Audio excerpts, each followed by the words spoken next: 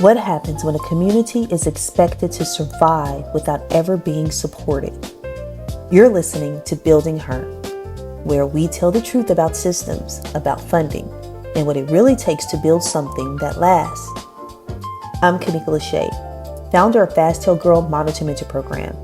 And this is not just a podcast. This is where we learn how to stop waiting and start building. Because her becoming is her healing, and her healing is holy. This weekend, I participated in a community pop-up event for Fast Tail Girl Model to Mentor program that felt like heaven on earth. Those are the moments as a founder you have to hold on to, connecting with the soul of your sacrifice. Moments that remind you how God will put you back in the very spaces where your purpose first whispered, just to show you how much louder it sounds now. A moment that leads you into acknowledging your purpose, and that's a gift.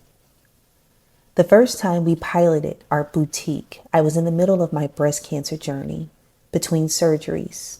It was fear, survival, and hell, even surrender.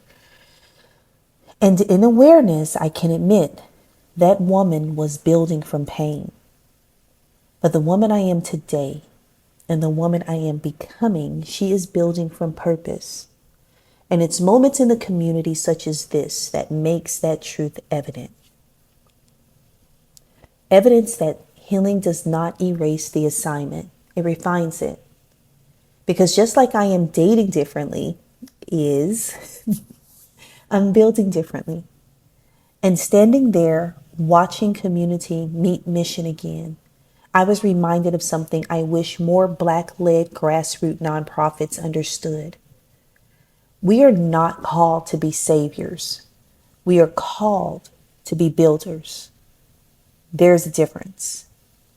A savior creates dependency. A builder creates infrastructure. And too often philanthropy, especially in Black communities, has been structured around the performance of rescue instead of the practice of restoration. That is the game. Funding trends shift. DEI becomes fashionable. Now it's political. Communities become statistics backed by government project plans, and grassroots leaders become grant reports. But when you are truly building for your people, you cannot afford to confuse visibility with viability. Because if your survival depends solely on someone else choosing your pain as their priority, then your mission is always one policy change away from collapse. That is why building her in 2026 requires a different mindset. It's in you, not on you. You are not your struggle or your survival. You are not your grant rejection. You are not a diversity checkbox. You are the blueprint. And that blueprint requires ownership. At our first pop-up, we raised just enough money to come within $5 of securing our next event. Yes, $5. Now, some people may hear that and think small, but builders know better, because $5 short is not a failure. It is proof of concept. It means the model works. It means people see you. It means the seed took root. And instead of rushing into May simply to repeat the same cycle, I made a decision. May will be for awareness, to raise money for the rebrand, because Fast Tail Girl has grown up. She is no longer just fighting to be heard. She is building to be sustained. She has matured. And as she becomes, she is not leaving her community behind. She is taking her with her.